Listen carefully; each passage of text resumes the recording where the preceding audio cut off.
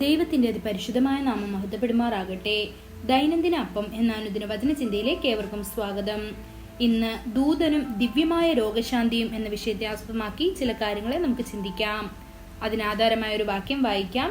യോഹന്നാൻ 5-ാം അധ്യായം 4-ാം വാക്യം. അതത് സമയത്ത് ഒരു ദൂതൻ കുളത്തിലിറങ്ങി വെള്ളം കലക്കും. വെള്ളം കലങ്ങിയ ശേഷം ആദ്യം ഇറങ്ങുന്നവൻ ഏത് വ്യാധി പിടിച്ചവനായിരുന്നാലും അവന് സൗഖ്യം വരും. അത്ഭുതങ്ങൾ സംഭവിക്കാവുന്ന ബെഥേസ്ദാ കുളത്തിന് ദൈവം ഒരു പ്രത്യേക പദവി നൽകിയിരുന്നു. ഒരു ദൂതൻ ഒരു നിശ്ചിത സമയത്ത് കുളത്തിലിറങ്ങി വെള്ളം കലക്കും. ആ സമയത്ത് ആദ്യം ഇറങ്ങുന്നവൻ ഏത് രോഗക്കാരനായാലും അവന് സൗഖ്യം പ്രാപിക്കും. ബെഥേസ്ദാ എന്ന വാക്കിന്റെ അർത്ഥം കരുണയുടെ ഭവനം എന്നാണ്.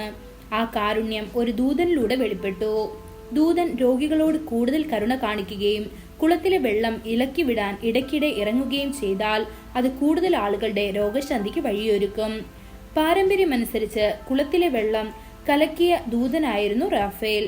റഫേൽ എന്ന പേരിന്റെ അർത്ഥം സൗഖ്യമാക്കുന്ന ദൈവം എന്നാണ്.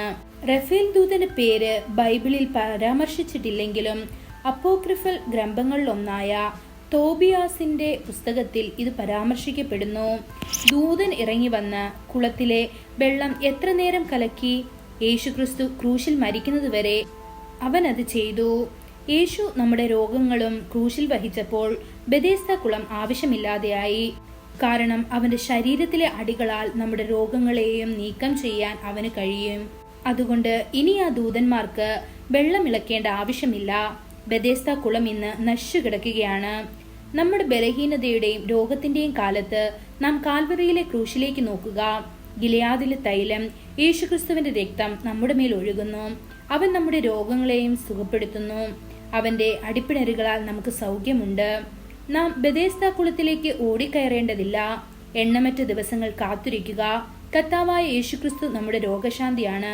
അവൻ നമ്മുടെ രോഗങ്ങളും ബലഹീനതകളും ക്രൂശിൽ വഹിച്ചു.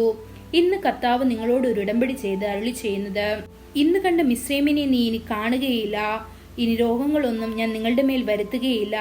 കാരണം ഞാൻ നിങ്ങളെ സുഖപ്പെടുത്തുന്ന കർത്താവാണെന്ന്. ഇത് പുറപ്പാട് പുസ്തകം 15-ാം അധ്യായം 26-ാം വാക്യത്തിൽ കാണാൻ സാധിക്കും.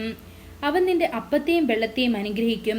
ഞാൻ നിന്റെ രോഗങ്ങളെ നിങ്ങളുടെ നടുവിൽ നിന്ന് നീക്കിക്കളയുമെന്ന് പുറപ്പാട് 23-ാം അധ്യായം 25-ാം വാക്യത്തിലും അവൻ തന്നെ നമ്മുടെ ബലഹീനതകൾ ഏറ്റെടുക്കുകയും നമ്മുടെ രോഗങ്ങളെയും വഹിക്കുകയും ചെയ്തു എന്ന് മത്തായി സുവിശേഷം 8-ാം അധ്യായം 17-ാം വാക്യത്തിലും അവൻ തന്റെ വചനമയച്ച് അവരെ സുഖപ്പെടുത്തി അവരുടെ നാശങ്ങളിൽ നിന്ന് അവരെ വിടുവിച്ചു എന്ന് സങ്കീർത്തനം 107-ാം അധ്യായം 20-ാം വാക്യത്തിലും കാണാൻ സാധിക്കുന്നു.